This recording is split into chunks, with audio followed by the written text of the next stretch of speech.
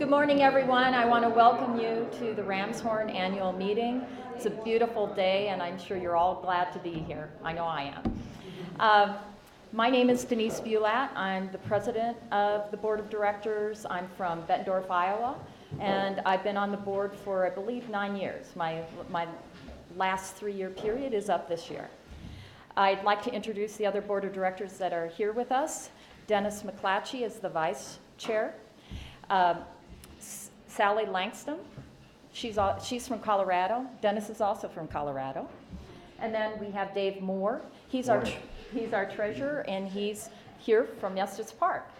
And then we have Matt Hansen. He's our secretary, and he's from Crete, Nebraska, close to Lincoln.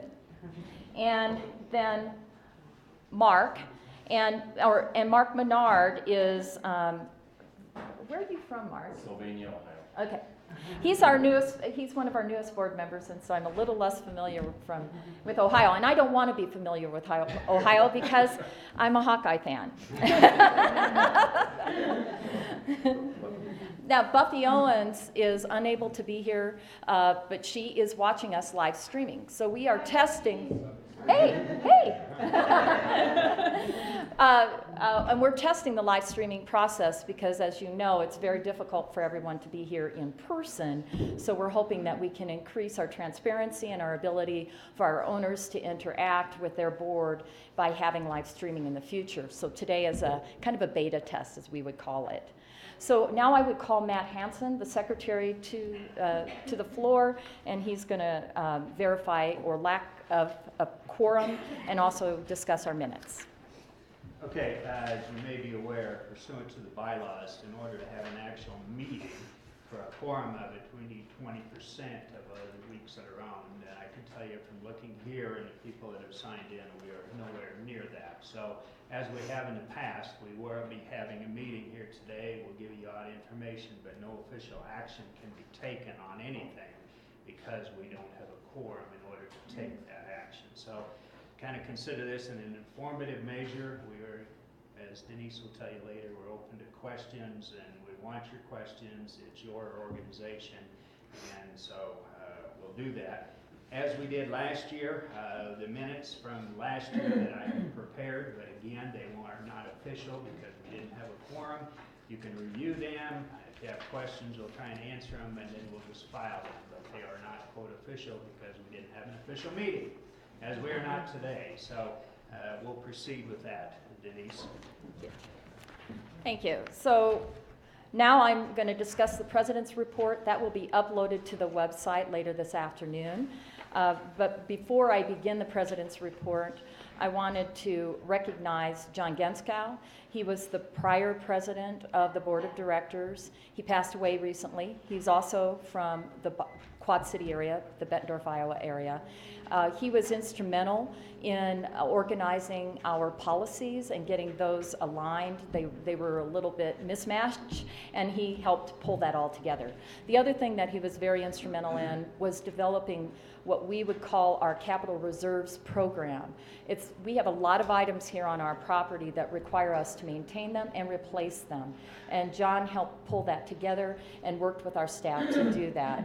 So I'd like to ask for a brief moment of silence in memory of John.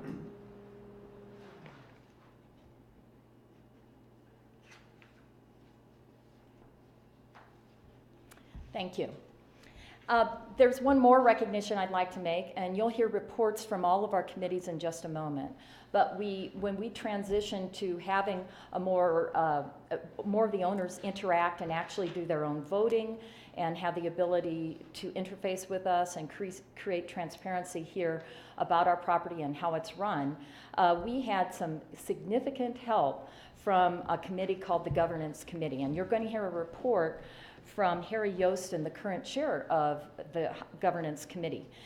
When that work first started, however, David Humphrey was the chair of that committee, and he worked hand in hand with Harry. They were our gurus, if you will, in helping to align our governance documents to the laws of Colorado and to increase that transparency. David has recently resigned from the governance committee, but I think we need to recognize also his significant input to the process of our governance, that the way we govern ourselves today. Now for the President's report. I'd like to recognize that we still remain in good standing. You're going to hear this from Deb later on, but we still are a Gold Crown and have been for 27 years. There's only 70 RCI properties in the whole world that can claim that. And we are one of the lowest dues paying of those. So we're probably below them. Some of those properties pay in excess of $1,000 per week owned, and we're significantly below that. So we're very proud of that. We reported last year that we decided to add a fee for RCI guests and rental guests related to the Wi-Fi, and rather than have you all pay that back, we've almost paid ourselves back with those fees. We only have $9,000 left to do, and we're going to continue to collect those fees because they will continue to help us with other capital improvements around and technology improvements throughout the property. We have increased our rentals unbelievably, frankly, with an online rental program. So a person can go online and actually book a week here through various kinds of programs that you've probably heard of, like booking.com. You'll hear a little bit more about that. But because of that, our property almost always is full. And when it's full with rentals, it's unlike when we're here, where we're usually staying a week at least, maybe more than 1 week. And that increases the work that our staff has to do because we have more in and out guests, if you will. So it increases the wear and tear on our staff and our property. So as a board, we are going to continue to be very mindful of that, and we want to maintain this property as the quality it is, as a Gold Crown. We also want to be as competitive as possible in our market for employees. We have lots of long-term employees. You're going to hear a report from Deb about that. But unless we remain competitive and be mindful of that when we do our budgeting process, we're not going to be able to keep the great employees we have, and we're not going to be able to keep the great property we have looking the way it does. So we want you to know that that's what we're going to continue to do as a board as we balance the dues, the amount of dues that we all pay versus the needs that we have on the property to maintain it and to keep our great staff. We have 3 positions up, and you'll hear that from the voting, or actually the voting committee will not be here today, but we do have 3 positions at the board level available. Mine, Buffy Owens, and Dennis McClatchy's. So we would really like to see anyone who's interested. We encourage you to think about whether or not you would like to run. We meet in person twice a year, once in November for the budgeting process and once right before the annual meeting. So we just had 2 days of meetings just before this. Then we can meet as needed by teleconference, and we receive monthly reports from the staff on our RCI standing and on our financials. So that's the amount of work that's involved. Unless you're on a committee, then there are other teleconferences related to investments and the treasurer's report. You'll hear a little bit more from Dave on that, and on human resources and those types of things. But we really do encourage you to consider that, consider running for the board. We really like to see lots of folks running so that our owners have good options for their board and aren't limited to just the few openings that are available. With that, I will call Deb up to the floor, and she will report on the manager's report.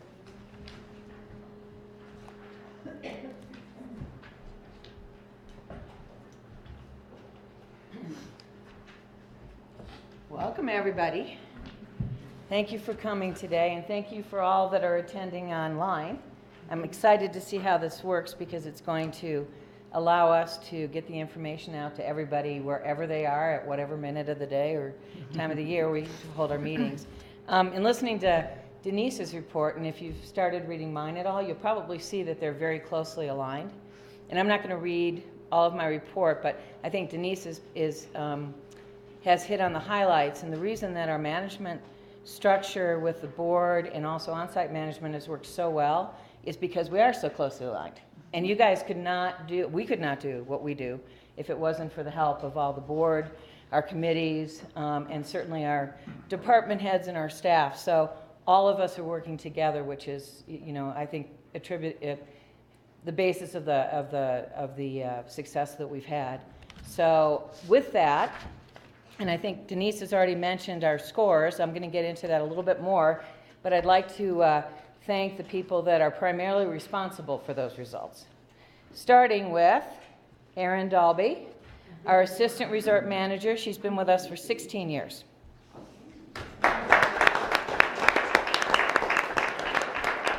Tina Brown, Guest Services Manager, 16 years. Dan Hannaford, Engineering Manager, 21 years. I don't need to, introduce her, but many of you know, I think. Tiffany Hannaford, Owner Services Coordinator, 16 years. And our newest, Kim Chartier. Chartier. Well, I pronounce it the French way. Yes. I just call her Kim. She's our front office manager, only here 2 years, but if you've heard what we've done with our rentals, especially this year, she's doing a bang-up job. She and her staff. We have, as of now, increased our rental activity through the month of June. I'm happy to report, and these are owner rentals and association rentals, we're up almost 68% for the year, which is phenomenal. Anybody ever, raise your hand if you've ever rented a night. So a good number of the people in the room. It's a nice option to have if you find yourself unable to use all of a week or all of your weeks or whatever, but it's really intrinsically important because rental helps establish the base value of the ownerships. If we don't have a good rental operation, we don't have any justification possibly for people to want to purchase, right? So the higher our rentals, the more likely people are to buy, number one. It also helps owners offset their expenses if they're unable to use their weeks. And in addition to that, the association owns weeks, and the more we can make those a source of income, the better it is for our financial health. So it helps all the way around. So that's something I'm really excited about for this year, because most of the growth has been in the off season.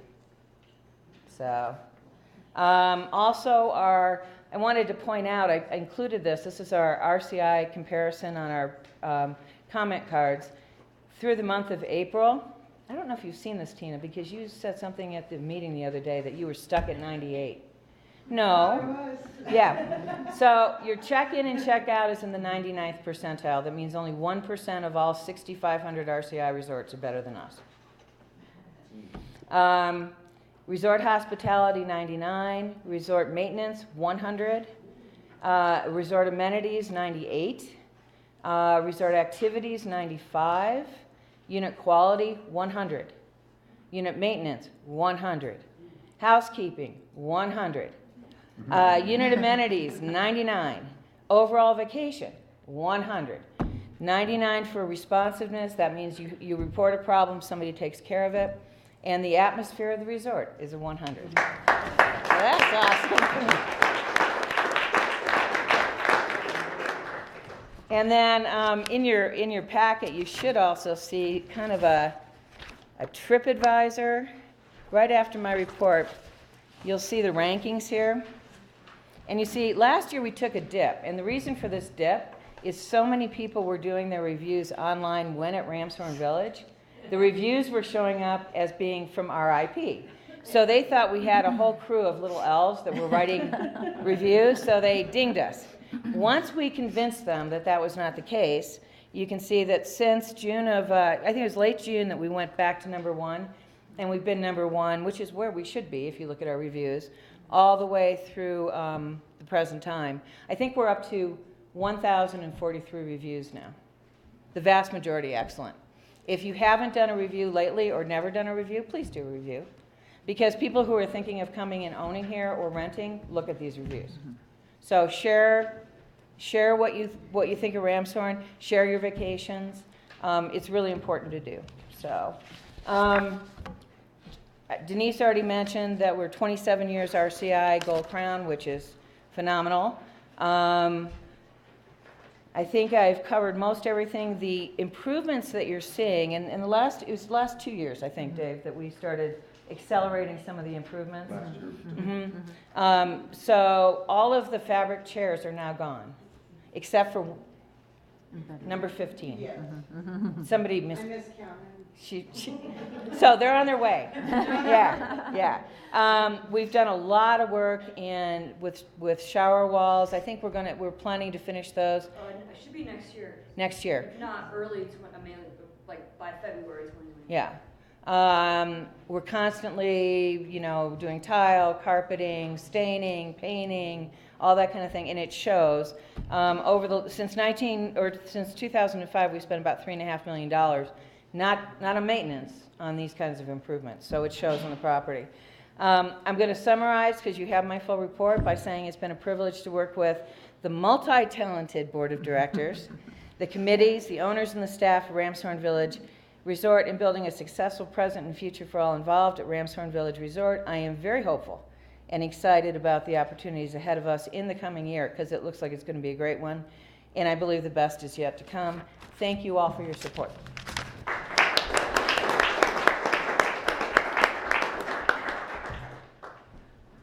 Dave Moore will be coming to. Back to work. Dave Moore will be coming up to report on the treasurer's report, the reserves report, and the 2018 audit.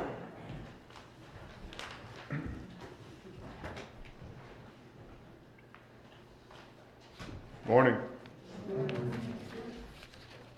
Okay, I'm going to direct you to the one that's crooked in your binder. It's landscape, as the treasurer's report for today's meeting to the owners. And I can report once again to you that the association's financial position remains very strong. As you see on the report, the cash on hand and investments currently total over $1.3 million. I would like to just explain the categories that you're seeing a little bit. First of all, and I've given you several years of history so you can see trends. Currently available money is money in the operating account that is accessible at the moment. This is a glimpse, a one-day glimpse. And this will fluctuate depending on timing of rental checks out, major bills, just paid taxes, real estate taxes, which is a big number. Then the held for future use, as mentioned, rental deposits are, as you can see, are way up compared to previous years. That reflects the reservations that have been made but not yet stayed. So that money is not earned until the rental actually occurs, at which time the money representing for that particular month is divvied out between the owners that have rented and the commission that the resort charges. But it's isolated and it's not touched until the rentals occur. Same thing with prepaid dues, as I'm sure some of you do. I know a lot of owners do. They get down here 2 years in advance, pay their dues so they can have the week they want 2 years from now. And that's what that money is. Again, it's invested and it's isolated, invested very conservatively, but it is invested. It's isolated, and then as the January 1st triggers the new year, that money then becomes available to the resort as operating revenue. And we're entering a time period right now where that number will even start building as people start getting their hands on 2021, late June, July, August, September, the weeks that are really popular. So that balance grows now until towards the end of the year. And then the reserve and maintenance fund. We mentioned our past president and longtime board member, John Genskow, in 2005. He initiated a complete study of what was going to be necessary to be replaced, clear out to 2039, as I recall, and it includes things from silverware to asphalt and everything in between. And so, as you know, a lot of you know that every year when you pay your dues, a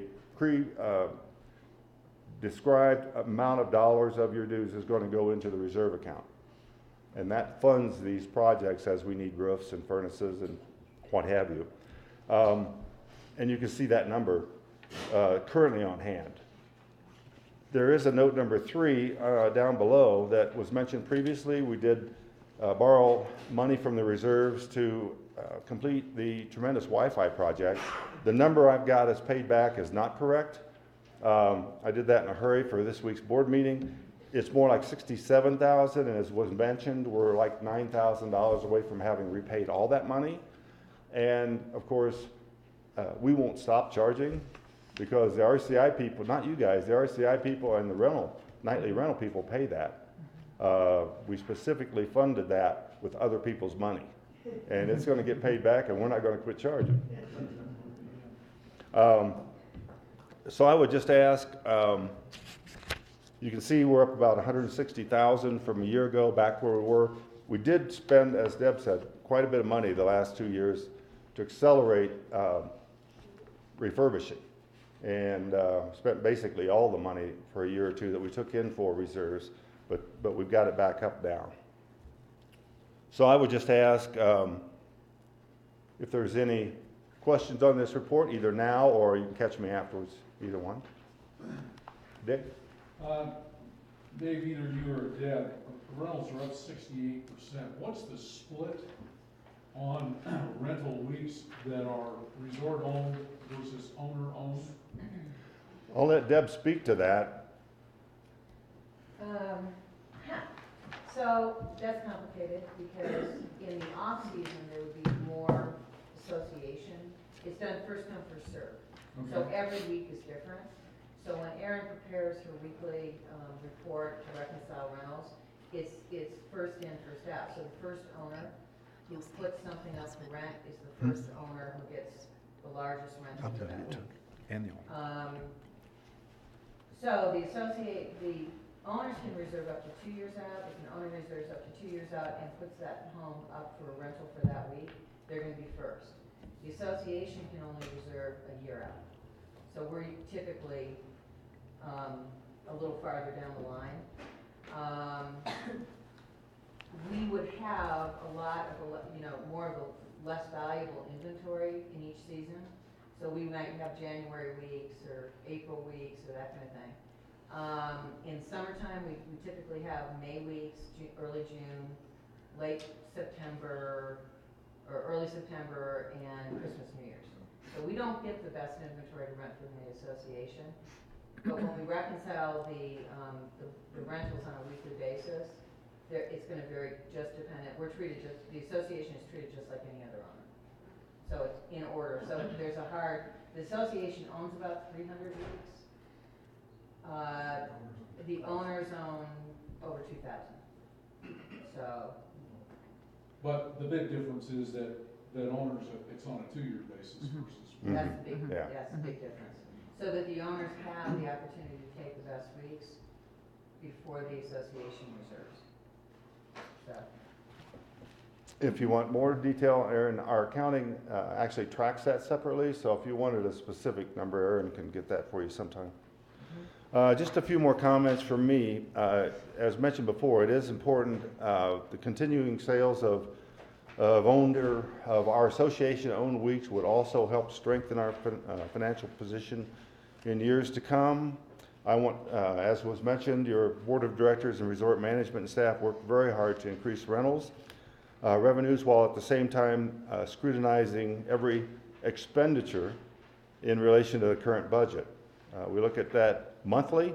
The board looks at the budget and versus actual on a monthly basis for both operating and the maintenance capital reserve programs.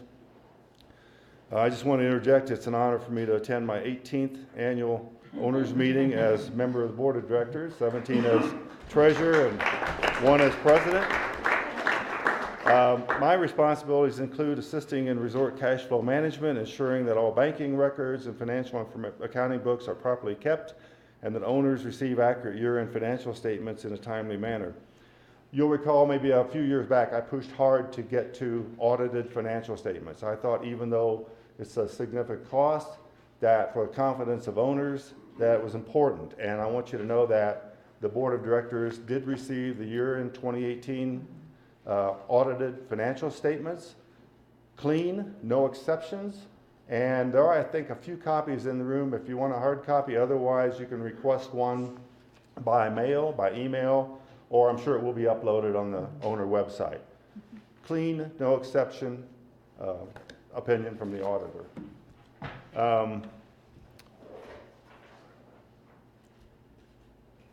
Okay, I'm going to move over to cover for the investment committee. There is a report in your binder, a very detailed report that some of you, if you like me and like numbers or charts, you can look at. Others, whatever. I will mention your investment committee consists of Mark Allison, his chairman, Mark Menard, myself as treasurer, and Denise as ad hoc member. The responsibility of the investment committee is to ensure the goals and objectives of the association's investment of association funds policies are fulfilled. Moreover, the committee is responsible for establishing uniform investment procedures, which, while striving to maximize portfolio performance, will keep the management of the investment portfolio within the bounds of the policy that has been approved, and which includes very conservative investment management. No, there are no equities involved, with potential exceptions on a very limited basis. You can review the investment policy if you'd like to on the website. The committee is required to meet at least a couple times a year and in advance of this meeting that it did occur. And the committee is responsible for reporting to the board of directors, and which the chairman did this week with this report, and it's included. So if you have any questions on that, I'll put you in touch with the chairman, Mark Allison. And Mark's in the business, so he's brought us a lot of better situations in a time where returns for very conservative investments are quite limited. So it's been quite helpful. I think I'm done. Yes, you are. Thank you.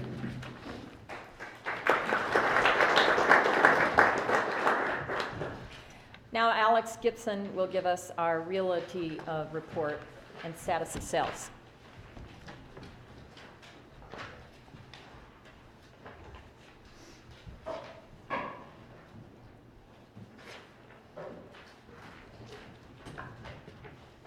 Hello, everyone.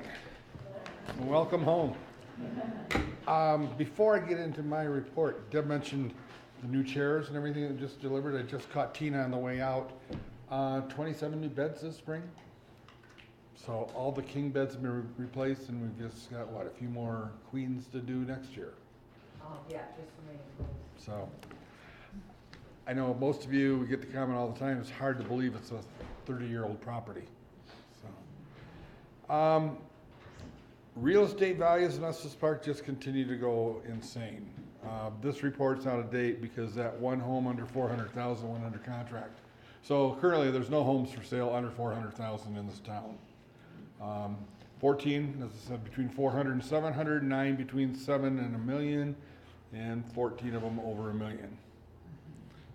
There's a real great bargain out there right now. It's been reduced 1.2. It was 4, it's not on 2.8. So Warren, if you want to see it, you can arrange it. So, also a great thing with the, a lot of people said they want to buy something or rent it out as an investment. Well, our town did an ordinance that limits how many homes can be vacation rentals. Yeah, it's great. I mean, I had somebody say, well, why? I said, I'm sorry. In our neighborhood where Deb and I live, on our road, there are 6 homes. 2 of us live there year round. The other are vacation homes that we see them periodically. Well, about 4 years ago, the other person that lives there year round got the vacation home permit. So they will be moving out to their trailer for the summer, and we will have different tourists every week staying just down the road from us. And it's not what you expect in your neighborhood. So those permits have been maxed out. There's 31 on a waiting list. Sales have been slow. I keep hoping that as we see the price of increase of real estate, also the rental. I don't know if anybody did the numbers, our highest rental rate, Mike O'Lean was telling me, he booked it, I think it was in July, $522.51 a night to be here. And a lot of new people discovering Rocky Mountain National Park. When Deb and I moved here in the 70s, it was 1.7 million visitors. Over the last decade or so, it was always in the 3.4, Terry, 3.5. And then 4 years ago, with the 100th anniversary of Rocky, 100th anniversary of National Park Service, 100th anniversary of Estes Park, last year's all-time high was just under 4.6 million. So third in the country. Third now, okay. An extra million people coming every year is a big difference. Of course, we are battling. Everybody says, you know, not to be snobbish, but we are probably one of the best timeshare resorts in the world. We know that. Get people saying, well, I Not probably, we have. but you know, people say, well, I traded somewhere else. It was a gold crown. It was nothing like Ramshorn. Yeah, that makes us feel good. We have the best property. But unfortunately, there's that onslaught of negative advertising that you all see on TV, on the radio, your phone calls how many times a week. So the negative stigma on the timeshare industry is hard to overcome. So during the summer, we really You should ask how many people have received some kind of contact like that. A phone call, a postcard, mailing. everyone. It's an onslaught. Sell your weeks, you know, help you get your, yeah. You've seen the TV ads, you've seen the internet ads. Oh, and onslaught, you know, don't respond. We, unfortunately, a couple of our owners did get caught early on. Deb and I went 2 summers ago just to figure out what their thing is, yes. And we were the only two. We apologized for being late because we were, you know, we were 15 minutes late. We go into this room, we're the only people there. And after their long presentation that Deb had recorded, Anybody want to listen to it? I got it. and she kept saying, "Are you an attorney?" He goes, "Oh, no." But they would take our weeks off our hands for $3,000. Wow. Yeah. A We week. paid them $3,000. I'll do that too. So that's what we are fighting, but we've had it over the past where renters have decided to become owners because that pain of $500 a night when an owner's here for $727 for the week. So hopefully we'll see an increase in sales in the future. Until then, we just keep knocking away. Rest of the report you can read going in. Deb and I did contribute, what was it, Aaron? $374,000 over the last 15 years to additional improvements. Most recent was this building here that you can't see, but the new couches, new chairs, new tables. Where are they? Out in the garage? So again, Ramshorn Village is a fabulous resort, mainly because of the owners and the staff we have. So thank you so much. Lauren? I have one question. At $522 a night, how many other places in Estes Park charge that kind of money roughly? Stanley Hotel, I'm sure, for a hotel room. Depends on it depends on the night, because it's based on availability. But there's probably Solitude cabins that are right around ours, Mary's Lake Lodge cabins, I think, condominiums are about ours. We periodically go out and shop. Yeah. But our rates also vary depending upon availability. Yeah. So you look at availability and the demand for that particular time period. In June, we increased rates significantly when we started seeing what was happening because we're running fuller than we've ever run in June. We've had the month of March, April, May, and we're $261 away from beating our best June ever in the history of the property right now. So we've raised rates. I will look at availability, and if we're down to fewer homes, we bump the rates again. So to answer your question, there are other properties we're competitive, but we're also competing, looking at that supply and demand factor. What's the lowest rate then? Lowest rate in the winter, our lowest posted rate is $169. If somebody, we did a number of specials over the winter, where if you stayed 2 nights or more, then there were discounts, 20% or whatever. I think we do a year-round 12% discount for Colorado residents. We have what we call the linger longer special for times where we have more availability, even in the summer, but it's very limited during the summer months because we just don't have a lot of availability, so. And we all know the peak season is Memorial Day through September, but the highest demand is last week of June till second week of August, when schools are out everywhere. So your peak season runs this time of year maybe what, 250, 270 or higher. Then it goes as high as Yeah. The other thing, Warren, is that the local marketing district for Estes Park took a position. which Deborah's on the board. We started promoting October through May, much more than we were promoting summer, because as everybody that has been here waiting in line to get in the park knows, during the summer, we have an abundant amount of people coming to town. What we want to create is a much more year-round opportunity, and it's been really, really effective. I think the town has averaged an increase of about 12% per month increases in the winter over the prior year, because it's working. There's things to do up here in the winter. It can be beautiful in the winter. As all of our owners know, because you all own multiple weeks and multiple seasons, you know, there's something to be found in every season of the year here that's unique and beautiful. So, so we're really promoting that, promoting the restaurants, the breweries, the whiskey distillers, the music, all that kind of thing. From October through May, it's been very effective. We're marketing less in the summer, but it's working.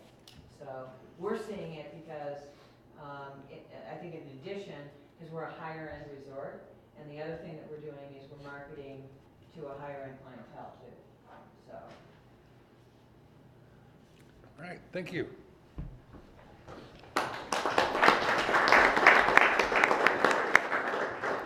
Harry Yostin, the chair of the governance committee, will now make his report.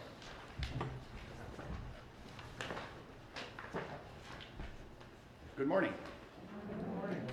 I didn't bring along the charter of that committee, but I wrote it, so you can look on the website and find it if you want. I can tell you a little bit about the genesis of the committee itself, though. If anybody was here in the 2013 and 2014 board meetings, they were kind of a challenge. It was difficult. But then in 2015, under Dave Moore's leadership, he appointed a special, at that time, an ad hoc committee to look over our governing documents and fix some of the challenges that came with those 2013 and 14 meetings. And so we did. And here I'd especially like to thank Dave Humphrey, if you're on the phone or on the video, because he did a huge amount of work to do what we did. And what we really did was, first of all, rewrote the documents to bring them up to speed legal-wise in Colorado, because there's a lot of changes in the last 20 years to timeshare regulations. But most importantly, we rewrote the documents so that the owners had way more control over the board than historically had happened. And an older board might have called those handcuffs. We called them guidelines. And so, but they're pretty firm guidelines. And that came with some very new things like electronic voting for board members, which we were the first timeshare in Colorado to have that. And as we started this meeting, we don't have a quorum here. We're never going to have a quorum here, and that's on purpose, because we don't want just the people in this room to make future decisions. We want all 700 owners to make decisions. And so there's never going to be any decisions made at these meetings. All decisions are going to be made by electronic vote. And so if there's something big coming along, we don't want the 40 people in here. We want all 700 to vote on it. And that's on purpose. So we're never going to have a quorum. It's not illegal not to have meetings without quorums, but we've replaced that with a very firm power in the hands of the people kind of situation. So. And Harry, we might just want to quickly mention the last electronic vote was 57% of the ownership. So instead of the 40 people in the room, you're talking more 400 or so Yes. members, which So- is the way it should be. Which is the way it should be. So if we just get national elections to have 57%, that'd be good. So 2016 and 17, all of those policies and the declaration and the bylaws and the articles of incorporation and procedures were all finished and voted on. In 2018, we continued tweaking those a little bit, which brings us to 2019, 2,500 emails later on this committee, and a few meetings. We're to where we are, which we think is a pretty good place. This year, we did 3 things. We requested Deb to reorder the documents on our website. I know you've all spent lots of time reading them, but as you did, you would have noticed they were in chronological order, which one we did first, second, third, fourth, fifth, and if you try to read them in a logical fashion, it's difficult. So those are being reordered. Thank you very much, Deb. We also recommended to the board to complete the system conversion, the reservation system conversion, to the point where right now, if you're a renter, you can look on the website and see what's available. But if you're an owner, you can't see what's available.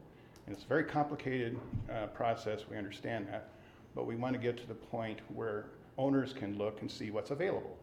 They're not going to be able to reserve online because that is a very complex process involving, I want to be in my unit 39, and so you'll never probably be able to do that. But you should be able to see, okay, here's January, lots of availability. Here's July, only 1 week availability. And then you'll still call Tiffany, and she'll tell you the good news or bad news about whether it's really, really available. But it will take some of your time. As you pre-plan, you'll be able to see what's out there. And then Tiffany just told me you'll also be able to see what you've already reserved. So I forgot, and you have to call Tiffany. You won't have to do that anymore. Along the way, it will be there. So we recommended to the board that at least that portion of the computer conversion be done as quickly as possible. And the board met yesterday and discussed that, and that's going to happen, we believe. And we also considered more tweaks to the first come, first serve reservation policy.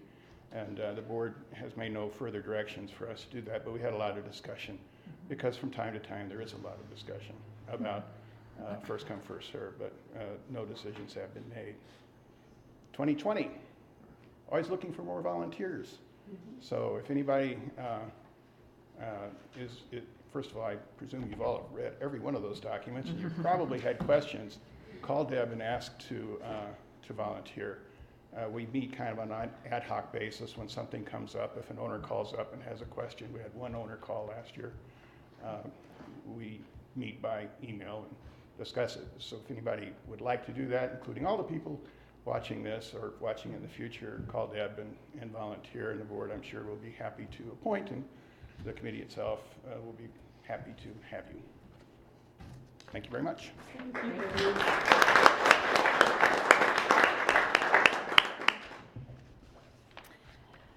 The next report is from the voting committee. Valerie Wallstrom, the chair of the voting committee, was unable to be here today. You see her report in your packets, and we've already mentioned that there are 3 positions open.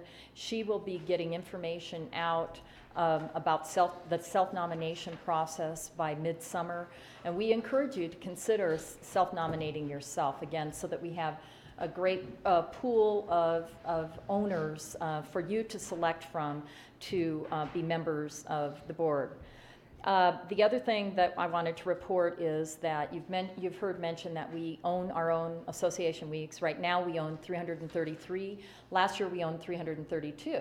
Well, you might say, why is there a little bit of a difference that we own another one? Well, what happens is, you know this, there's resales, and we get weeks back, and we try to make sure we get those weeks back so that we can maintain the value of all of our properties and all of our weeks. So it's kind of a moving target. And there are other entities that sell other than Alex. There's realtors who receive weeks from owners directly who are not part of our association. We like to see things go through Alex if at all possible. It's probably best for our association because, again, Deb and Alex contribute to the capital improvements that you see here in our property. But every once in a while, an owner decides to go downtown and have someone down there sell their property. So encourage you to consider Alex as your realtor here for your property when you do need to, and have decided that you're not going to use the property. The reason why we all come here is because we started here when we were family. And I was walking through the property last night and I saw a family with little kids in their pajamas waiting to eat. That's why we come here. And I'm sorry, and my children love coming here. And then Mark Menard's family, his adult children just bought their own weeks. That's the other reason we come here. And that's why we're keeping this property the way it is. So I encourage you to continue to be contributing owners, encourage you to continue to engage your family and your friends in being owners, and we appreciate your being here. With that, we'll answer any questions that you have. Yes? Hey, Alex, I vote 3,500 on those weeks. Seriously. Mark, could you, I love the preferred stock piece. Could you just explain the lower volatility with that versus common stock? The Mark Allison, chairman of the committee that presented the report, is not this Mark. This Mark's on the committee. If he wants to attempt to answer that, I'll let him. He is an accountant. So why don't you put him in touch with Mark Allison's email address? Mark was here and had to leave. He had a flight at 2 o'clock today, so he had to leave. So why don't we get you directed to him? I actually know why. Okay. I'm just saying, when you said something about stocks and bonds, some people freak out When they see that, stocks. right. Yeah. But being a preferred is a much higher level of safety and lower volatility. Right, Exactly, right. and I that's just wanted to let people Right. know that. Right. We have in the past, our investment policy really doesn't let us go heavily into stocks or equities. And we've tried utilizing bond funds, which have, the last few years have, been return a very low rate, and in some cases, the value declined. But we've been restricted pretty much to that, and right now we have certificates of deposit that range from that have ranged from 2.5% to 3%. Obviously, money market is next to nothing, and so it's been very challenging over the years. So, but you're exactly right. 2 things Mark has brought to us is the preferred strategy, which you are pointing out. Has a different risk tolerance. And secondly, he has brought us floating rate bond funds so that with interest rate changes, they don't get hammered. And so being in the business, he's helped us a lot. Anything else? Thank you. I'd like to mention, related to the investment committee, they're very mindful about how much money we need to have cash available because 50% of rentals are paid up front. Well, that money needs to be available then very quickly. And if something were to happen to the property, like when we had the large flood a few years ago, then those renters aren't going to be able to make it here, and we have to be able to pay them back. We know all of that, and they do a great job of making sure that we have access to our cash when we need it, and yet be able to make money when we don't. Yeah. So liquidity is important. Yes, very important. Are there any other questions? No question. I got a simple, cheap suggestion. We own in 25, and this week we're at 9. For exposure of all the wiring for the TV, simple drawdown shade to cover that Right. blank hole where Right. it would greatly improve the looks. Sitting there in the chair and all that, seeing it is all that electronic. I have the same problem at home. Yes. Yes. Actually, I've heard that comment from other owners, and they've made some low expense suggestions on how to do it. I agree, and in fact, I'm in 49. It's not one of the ones I own in, but they have done something with a white piece of what probably is plastic or composite that sits against the wall, and it's underneath that, and it's the same color as the wall. So it blends in very nicely. There's some different ways we can handle that, and I've heard some suggestions from other owners, and it's something as we identify them we can do and have our engineering staff take care of. It's a good suggestion. Are there any other questions or comments? Well, thank you very much. We really appreciate your being here. The next meeting will be on. Oh, Sean, could you remove yourself You from, all remember Sean Doherty, that we're Ramshorn Village? are you able to leave your camera alone for a minute? Could you come up front and do two? This is Sean Doherty, he's an owner here at Ramshorn. Many of you might remember him from, he also, after leaving Disney, came and worked at our front office and was my tech assistant whenever I couldn't figure out a spreadsheet. Anyway, Sean was stolen by Nick Molay at Estes Channel 8 TV. So if you've seen Nick's productions, they've got a new one coming out June. Yeah, so it'll be, we just sent it to them, so it's Yeah. been really stressful, should be coming out really soon, so keep an eye on that. And I think it's gonna be on 80% of the, Yeah, probably more, 80-85%, yeah. of PBS stations. It's PBS called stations, Nature of the Beast. Nature of the Beast, and it's gonna be about, it features Rocky Mountain National Park, but we're kind of using Rocky as almost like an example of like talking about some of the issues that are facing national parks, obviously overcrowding, other environmental concerns and things, so we'll be talking about that, and then the star of the film, The Beast, is a little pica, a big. And Ramsden Village Owners Association is a minor sponsor of this work, because we always like to support what they do. Well, and, but also, Dave is showing us the app. Yeah, so we just launched an app.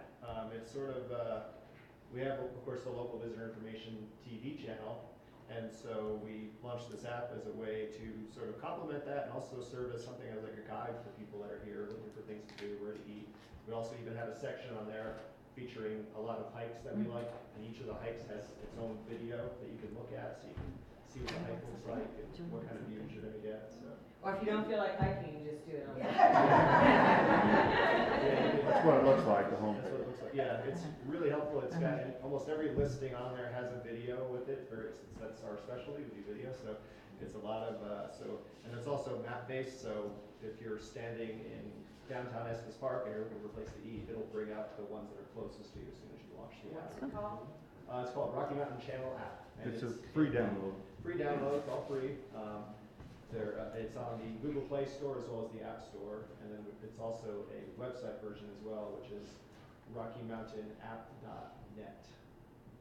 And also, When I did in Indiana, I've been able to watch some of those shows. Yeah. It's very cool. And Yeah. it's very that's nice. Yes, Roku. yes. Mention the Roku. Yeah, we also have a Roku channel, so Yeah, anybody who's sure. watching TV Oh, with a Roku stick or Very neat. a lot of TVs if you have Roku built into it, you can stream our channel as well. We're called the Rocky Mountain Channel on Roku. I'm gonna So get you Roku. never should get homesick of Yeah, we have Rams or it. Estes Park, It's you very can see neat. it right online. Yeah. So, Okay, great. Thank you for your Thank you. Harry had another I comment. have one more thing. I want to thank the board for allowing the governance committee to tie their hands up, handcuff them, and after we did that, we didn't give them the keys. We had the keys. So thank you very much, and thank you for your service. You guys do an awesome job for us. Thank you. So the next annual meeting will be the Saturday before Memorial Day, and that will be May 23rd, 2020, and we'll meet again at 10 a.m. Thank you, everyone, and stick around for lunch. Deb made brisket, and it smelled really good during the board meeting. We got brisket and pulled pork. And we have brisket and pulled pork. And for those of you who are vegetarians, like Aaron, well, there's something there for you. Thank you.